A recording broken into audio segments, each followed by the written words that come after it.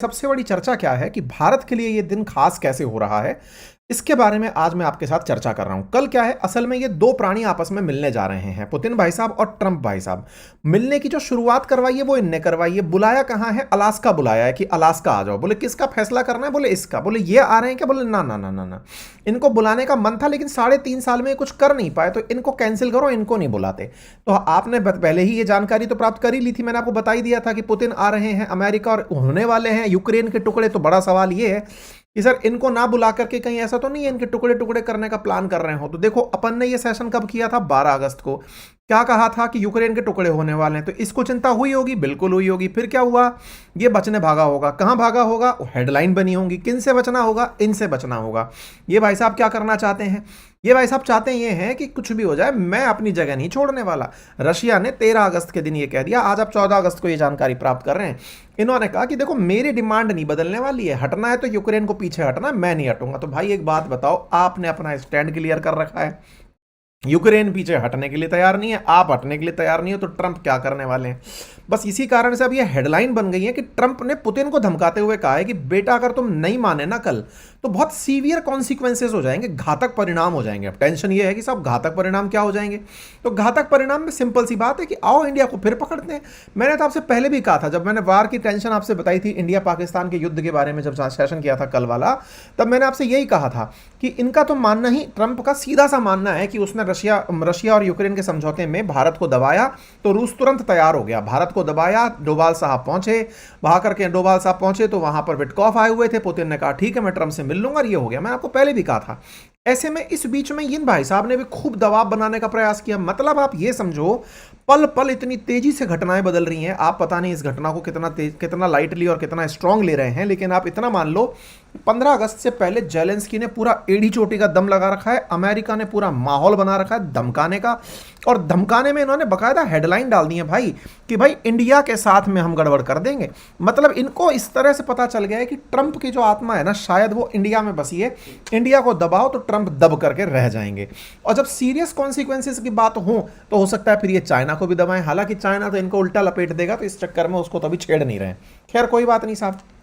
अब आपसे सवाल है कि ट्रंप ऐसा क्या करने जा रहे हैं पुतिन के, मतलब इनके जेलेंस्की के भविष्य के फैसला करने में? तो टेलीग्राफ कह रहा है कि साहब ट्रंप के दिमाग में चल रहा है कि जमीन तो देनी है पुतिन को, लेकिन यूक्रेन उसको मानेगा नहीं। तो एक काम क्यों ना करें कि यहां पर जितने भी इंपॉर्टेंट मिनरल्स हैं, क्योंकि 50% मिनरल तो ये झटके से ले ही लिया था इनसे, तो बोले इसको कहा जाएगा जेलेंस्की को कि ये क्षेत्र मैं खाली करा देता हूं तुम्हारे लिए।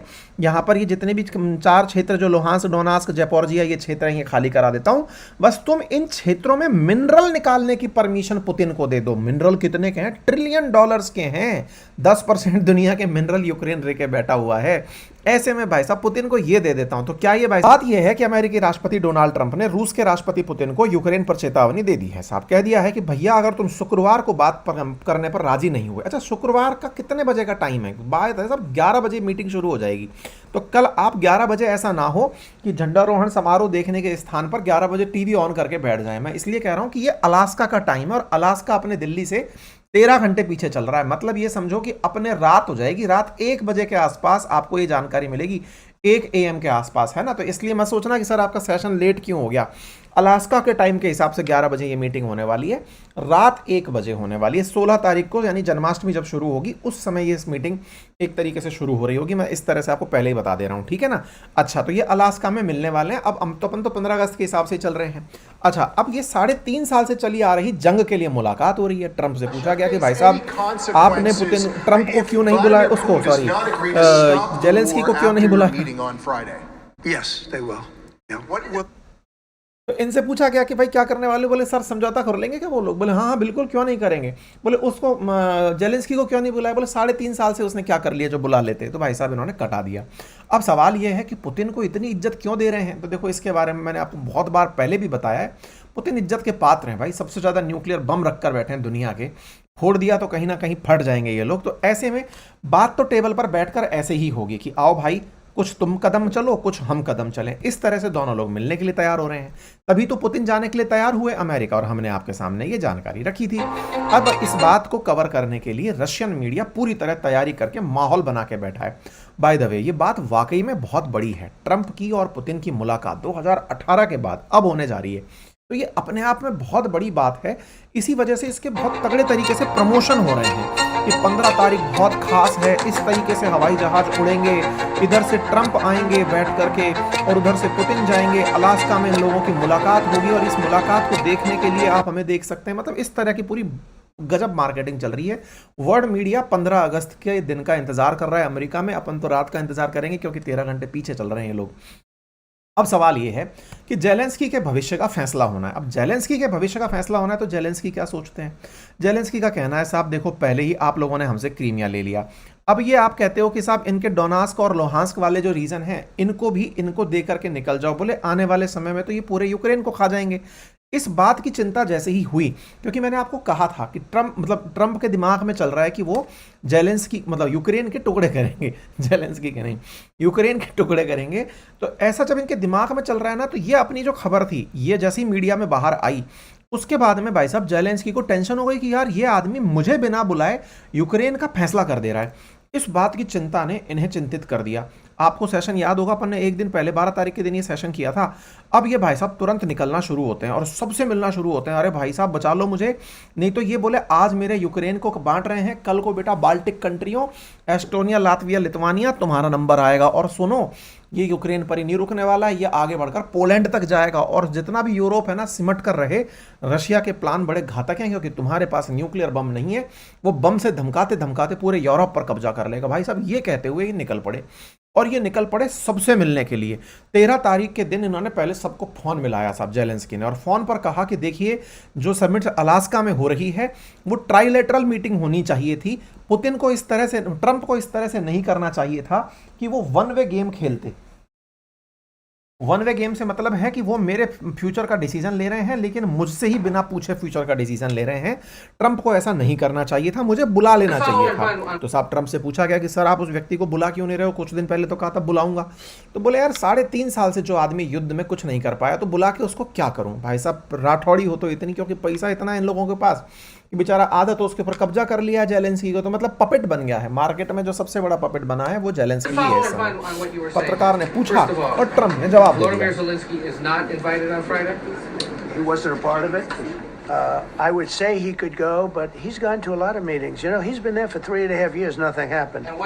3.5 साल हो गए, कुछ नहीं कर पाए भाई साहब। तो भाई साहब जेलेंस्की जो है तत्काल प्रभाव से सबको फोन मिलाना शुरू करते हैं। एक वीडियो जारी करते हैं यूक्रेनियंस को कि यूक्रेनियंस अपने भविष्य का फैसला होने जा रहा है, ऐसे में हमें आवश्यकता है पूरी दुनिया को अवेयर कराने की। अच्छा भाई साहब, बाय द वे, एक तो इन भाई साहब इनकी बात माननी पड़ेगी, और वो बात ये है कि इन्होंने पूरे यूरोप को एक कर दिया है। एक कर दिया से मतलब ये कर दिया है कि इन्होंने इनके पक्ष में सब बोलेंगे, इस तरह से इन्होंने माहौल तो बना लिया है। तो भाई साहब ये व्यक्ति निकलते हैं और निकल के यूरोप के देशों के तुरंत फोन मिलाना शुरू करते हैं। यूरोपियन लीडर्स के स्टेटमेंट आने शुरू होते हैं, और स्टेटमेंट आते आते ये हालत हो जाती है कि जेलेंस्की ने मतलब बहुत सारे देशों से, तुर्की से और ना पता नहीं कौन कौन से देशों से बात कर ली, कतर के शेख से बात कर ली, सबसे बात कर ली और कहा कि हमारा स्टैंड ये है और हमारे बारे में आप लोग फैसला कर ले रहे हो, ये तो नहीं होना चाहिए। लगभग 26 कंट्रीज से इन्होंने बातचीत कर ली भाई साहब। उसके बाद इन्होंने कहा फोन से तो बात नहीं चल रही, पर्सनली मिलकर आना पड़ेगा। भाई साहब ये व्यक्ति निकल लेते हैं और ये निकलते हैं कल के लिए बर्लिन पहुंचते हैं साहब। और बर्लिन पहुंचने से पहले ये मीडिया में कवरेज आना शुरू होती है कि जेलेंस्की जा रहे हैं बर्लिन। बोले वहां क्या करेंगे? बोले वहां जाकर के सब यूरोपियन देशों से बातचीत करेंगे, बुलाएंगे सबको, और वहीं से ही अमेरिका को फोन मिलाएंगे, जूम मीटिंग पे लेंगे। भाई साहब ये निकलते हैं, बर्लिन जाते हैं, और बर्लिन जाकर के ये सबसे ऑनलाइन मीटिंग करते हैं। बाकायदा वीडियो जारी होता है। इन दिनों मर्ज हैं यहाँ के जो चांसलर हैं, मुलाकात होती है, बाकायदा इनका स्वागत होता है। भाई साहब इनको ले जाया जाता है कि आओ भाई जेलेंस्की बताओ क्या चाहते हो। बोले सर मेरे बारे में फैसला हो रहा है यूरोप वालों, आप तो कम से कम डरो, अमेरिका और रशिया बैठ करके हमारा डिसीजन कर रहे हैं, हमारा क्या होगा कोई तो बताओ। तो भाई साहब इनको ले जाया जाता है, बाकायदा मीटिंग में बिठाया जाता है, बातचीत होती है, मीटिंग की वीडियो निकल कर आती हैं। भाई साहब निकल कर आता है, मर्ज कहते हैं कि वी स्टैंड यूनाइटेड, हम सब एक हैं, और सब एक हैं में जेलेंस्की को समर्थन दे दिया जाता है। किस बात का समर्थन होता है? देखो ये जो मीटिंग है ना, इस मीटिंग में इतने सारे जो लोग आपको दिख रहे हैं, ये जो तस्वीरों में दिखाई दे रहे हैं, ये सब लोग ऑनलाइन बिठाए जाते हैं और बाकायदा इस तरह से बिठाया जाता है कि हाँ भाई हम जेलेंस्की के साथ हैं। इसमें जेडी वेंस को भी बिठाया जाता है, ये अमेरिकी उपराष्ट्रपति को, और उपराष्ट्रपति के साथ साथ ट्रंप का भी आना नियोजित होता है। आप यहाँ पर देख सकते हैं, मतलब ये चाहे उर्सुला वॉन डेन बैठी हों, है ना, मतलब सारे नेता आपको यहाँ पर दिखाई दे जाएंगे, बड़े बड़े नेता, इटली से इटली सब यहाँ पर आए हुए थे साहब। इधर की तरफ आप देख सकते हो मैक्रोन बैठे हुए हैं, सबको एक साथ बिठाया जाता है टेबल पर और बात की जाती है कि भाई कल के दिन जो फैसला होगा 15 अगस्त के दिन, कहीं ऐसा ना हो कि यूक्रेन के साथ चोट कर दो आप लोग, यूक्रेन का हिस्सा पुतिन को दे दो, पुतिन लेकर चले जाएंगे तो फिर बाद में यूक्रेन का क्या होगा। फिर एक सुर में ये सब लोग एक साथ बोलना शुरू करते हैं। आप देखो अब 14 अगस्त का दिन हो चुका है, 14 अगस्त के दिन यूक्रेन की मैक्रोन का मैसेज आता है कि देखिए Ukraine should be decided without the Ukrainian, मतलब कुछ भी यूक्रेन के बिना डिसाइड नहीं होना चाहिए। सीज फायर होने के लिए नेगोशिएशन होना जरूरी होगा और लास्टिंग पीस के लिए जरूरी है कि यूक्रेन की सॉवरेनिटी जो है वो रहे। मतलब इन लोगों ने सीधा सीधा ये कह दिया कि यूक्रेन की जमीन को पुतिन को मत देना, तभी जाकर के इस शांति जमीन समझौते को करना। आपको लगता है ऐसा पुतिन मान जाएंगे? ट्रंप क्या, ट्रंप के पहले वाले जितने थे वो चले गए और वो बाद वाले भी चले जाएंगे। वो पुतिन नहीं मानेंगे इस बात को कि वो जगह छोड़ दें और छोड़ करके ये कहें कि लो जी तुम लोगों के दबाव में मैं मान गया। मतलब सिंपल सी बात है कि वो इस तरह से तो झुकने वाले नहीं है। अच्छा तो फिर क्या होगा?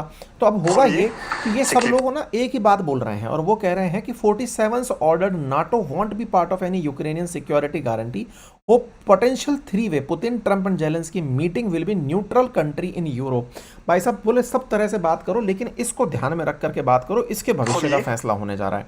सब निकल के आते हैं, जर्मनी निकल आता है, मार्क कार्नी निकल आते हैं, पैट फिएला, क्रिस्टल माइकल, सबकी तरफ से समर्थन कि हम सब चाहते हैं कि बढ़िया अमेरिका जो है शांति करवा दे, लेकिन इस शांति में बस इतना ध्यान रखे कि बेचारे का भविष्य जो है ना वो बर्बाद ना हो जाए। ट्रंप ने भी कहा कि मैं इस मीटिंग को ज्वाइन करूंगा, लेकिन मीटिंग ऑनलाइन थी तो ट्रंप आए नहीं इस मीटिंग में। सबका अपनी तरफ से यह आ गया कि ट्रंप ने जो अलास्का में बैठक रखी है उससे बहुत उम्मीदें हैं, लेकिन कोई भी बातचीत बिना यूक्रेन के नहीं हो सकती।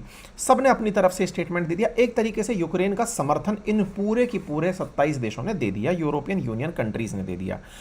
पोलैंड के पीएम ने तो ये तक कह दिया कि no talk on Ukraine territory without Europe. मतलब अगर आप बिना जेलेंस्की और यूरोप को साथ में लिए अगर आप इस तरह की बात कर रहे हैं तो कोई मतलब ही नहीं है, बातचीत ही मत करिए सर। बातचीत में उसको साथ बिठाओ तब जाके मतलब आएगा। खैर कुल मिलाकर बात यह है कि इन सब ने, चाहे नाटो को सेक्रेटरी जनरल हो, धन्यवाद भले ही ट्रंप को दिया हो, लेकिन ये जरूर कह दिया कि साहब बिना यूक्रेन को बिठाए आप कोई भी बातचीत मत करना। इसका मतलब ये हुआ कि ट्रंप पहले पुतिन से मिलेंगे और सेकंड राउंड की जो वार्ता होगी हो सकता है उसमें जेलेंस्की को बुला लिया जाएगा, भाई अब आप भी आ जाओ क्योंकि आपके ही फिर भविष्य का फैसला होना है। क्योंकि इन सब देशों ने मिलकर के अमेरिका के ऊपर एक प्रेशर क्रिएट कर दिया है। अब अमेरिका क्या कर रहा है साहब?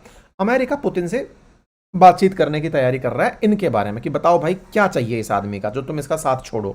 इधर जेलेंस्की कामयाब जब होते हैं कि यूरोप ने कह दिया कि मेरे बिना कोई मीटिंग नहीं होगी, ये धन्यवाद देने निकल पड़ते हैं, सबको भर भर के धन्यवाद, thank you for your support, thank you for your support. और ये वास्तविकता भी है भाई, ये जेलेंस्की जो है ना सबको साथ लाने में इस तरह कामयाब तो हो जाता है कि भाई सब देश एक साथ आकर के ट्रंप पर दबाव बना दिए कि साहब देखो बेचारे के भविष्य का फैसला उससे पूछे बिना मत कर देना, ठीक है। यहाँ पर ये सारी की सारी जानकारियां निकल कर आने लगती हैं। अब इस बीच में रशिया को पता चलता है कि ये सब लोग एक हो रखे हैं, कहीं ऐसा तो नहीं है कि ट्रंप बैठ करके टेबल पर ये कहें कि हाँ भाई छोड़ दो, तुमको पुतिन यूक्रेन छोड़ना पड़ेगा। इधर पुतिन से गुफा छोड़ देते हैं, वो कहते हैं कि सुनो भाई चाहे जो भी हो जाए मैं जगह नहीं छोड़ूंगा। तो मैं पहले ही बता दे रहा हूं अलास्का के अंदर होने वाली बैठक में लग नहीं रहा कि कुछ भी होगा।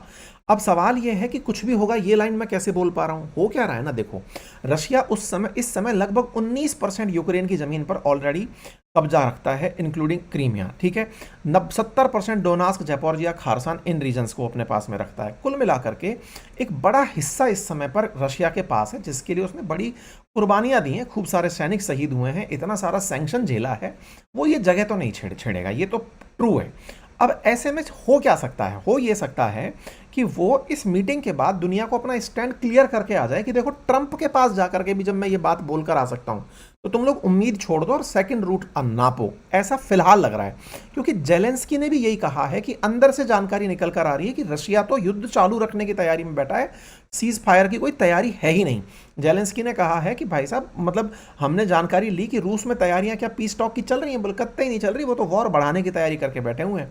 तो ये भाई साहब तो केवल ट्रंप को ये बताने के लिए जा रहे हैं कि तुम्हें मुझे बुलाना पड़ा लेकिन मैं तुम्हारे लिए झुकने वाला नहीं हूं। अच्छा लेकिन ट्रंप क्या सोचकर इन्हें बुला रहे हैं, ऐसा क्या कह दिया था उन्होंने भाई साहब? तो जो कि इनके कहने पर यहाँ चले आ रहे हैं। तो हो ये रहा है कि न्यूज़ कहती हैं कि ट्रंप ने पुतिन को कहा है, कहने वाले हैं कि तुम मिनरल्स ले लो इन क्षेत्रों के, भाई इन क्षेत्रों से आपको मिनरल्स चाहिए, मिनरल्स ले लो, जगह छोड़ दो।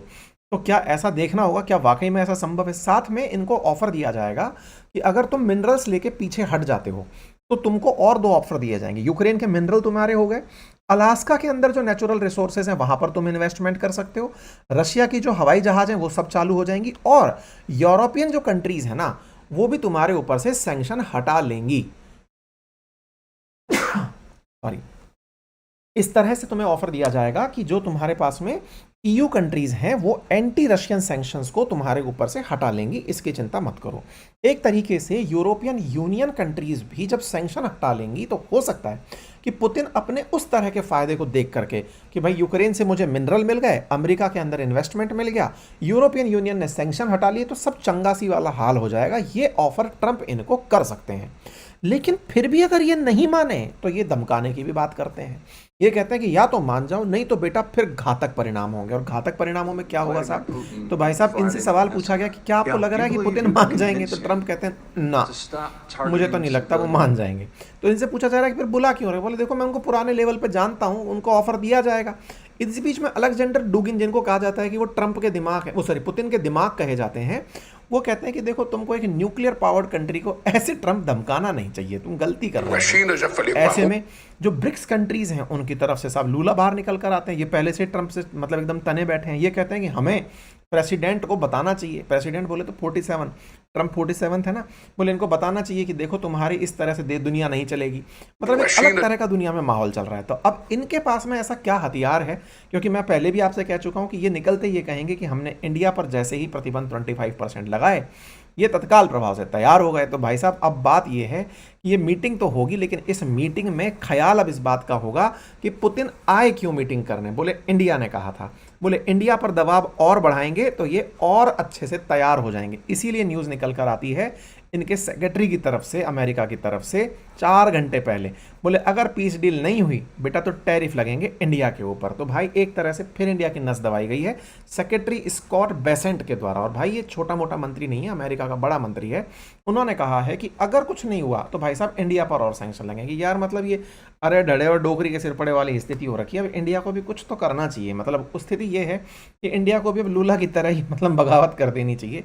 खैर जो भी है, इस बीच में अब इंडिया इस बात पर पूरी तरह ध्यान रख के बैठा है कि इन दोनों के बीच जो भी हो कम से कम इंडिया का सौदा ना हो। मतलब कुल मिलाकर इंडिया के दबाव पर या इंडिया को दबाकर ये समझौता ना हो।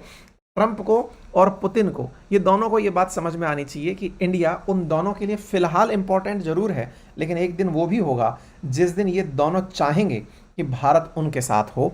हालांकि इस स्थिति के आने में आप और मेरी बहुत मेहनत लगनी बाकी है। बाकी आप लोग इस विषय पर क्या सोचते हैं, अपनी राय कमेंट बॉक्स में जरूर रखें। चैनल पर नए हैं तो सब्सक्राइब कर लें। बाकी हमारा